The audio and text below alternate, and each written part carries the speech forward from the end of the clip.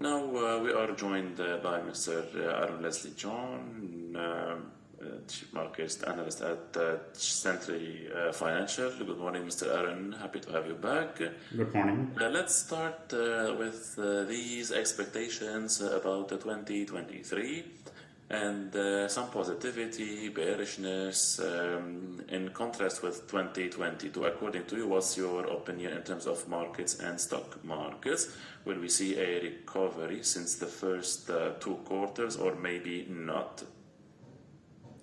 So, the US Federal Reserve most likely in the next meeting will be hiking the interest rate by 50 basis points. ECB also this week they have an interest rate meeting coming up. They'll also be hiking the rate by a similar amount. So the major central banks of the world, they are continuing with their rate hikes and they are trying to combat inflation and bring down inflation near to the target rate.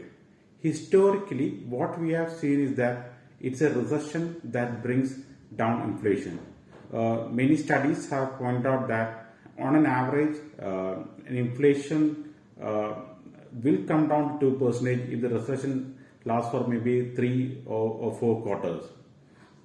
Assuming that the hike in interest rates will be leading to slowdown in economic growth at some point of time, maybe after next two or 3 quarters, we could be seeing the inflation coming down gradually to maybe 2.53%. This could prompt the Fed to pivot maybe next year, maybe by the after the first half of next year, and which could probably lead to a market recovery. So, in our view, even if the markets rally during the first quarter, or like beginning from here till the March, April, most likely that might be a weak rally, that may be more bearish rally or a short covering rally, if we can call it, which might be met with selling. A sustainable bottom will be happening only once the Fed pivots. Fed shows signs of slowing down stopping the rate hikes and deciding to go for rate cuts. Only then will be or even a shift in the policy stance. Only then we will be able to see a sustainable market rally. Mr. Arun, and meanwhile, what would be the most beneficial sectors? It's tough to be very choosy about sectors. I mean, right now, the sectors which are performing in the market are energy, materials, and industrials. I mean, I certainly would not recommend these sectors heading into a recession. Generally, what happens is that shares of energy, materials, and industrial, they tend to be impacted the last. I mean, they fall when the recession is confirmed.